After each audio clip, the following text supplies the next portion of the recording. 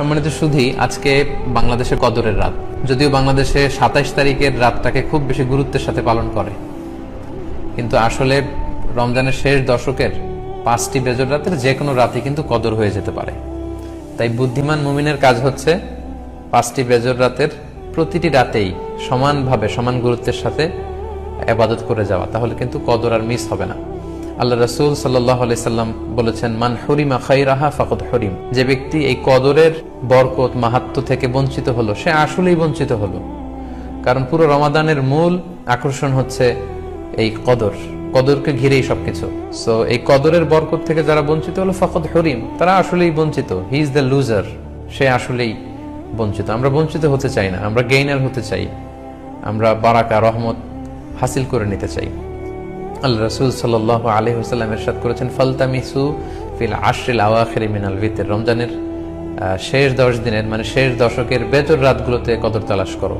তার মানে 21-এর রাত, 23-এর রাত, 25-এর রাত, 27-এর রাত এবং 29-এর রাত। এই 5টি বেজর রাত, অড নাইটস গুলো, 5টি রাতের যে কোনো একটি রাতেই কিন্তু কদর হয়ে যেতে পারে। এবং কালামুল্লাহ মাজিদে আল্লাহ তাআলা সূরাতুল কদর নামে একটি সূরা নাজিল করেছেন, যেখানে আল্লাহ বলছেন, লাইলাতুল কদরি খায়রুম মিন আলফি শাহর। কদরের রাত 1000 মাসের চেয়ে সেরা। 1000 মাসে হয় 83 বছর 4 মাস। তার মানে আজ রাতে যদি আমরা ইবাদতের মধ্য দিয়ে এই রাতটি কাটাতে পারি, তাহলে 83 বছর 4 মাস ইবাদত করলে যে পরিমাণে সওয়াব পাওয়া যাবে, আল্লাহ তাআলা ঠিক ওই পরিমাণে সওয়াব দিবেন, এটা আল্লাহ বলেননি। আল্লাহ বলেছেন খায়রুম মিন আলফি শাহর, তার চেয়েও বেশি পরিমাণ সওয়াব, ব্লেসিংস, মাহাত্ম্য আমরা অর্জন করতে পারবো। এবং সালামুন হিয়া হাত্তা মাতলাইল ফজর, ফজর পর্যন্ত, রাত থেকে মাগরিবের আজান থেকে শুরু করে ফজর পর্যন্ত পুরো সময়টাই কিন্তু কদরের বরকতময় রাত। এবং যখন কদরের রাত আসতো, আল্লাহ রাসূল সাল্লাল্লাহু আলাইহি ওয়াসাল্লাম ইবাদতে খুব বেশি নিমগ্ন হয়ে পড়তেন।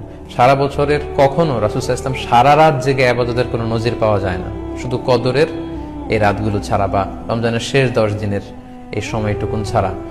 হাদিস শরীফে এসেছে, ইযা জা আল আশরা আহিয়াল লাইলা ওয়া আইখাযা আহলা ওয়া জাদ্দা ওয়া শাদ্দাল মিইসার।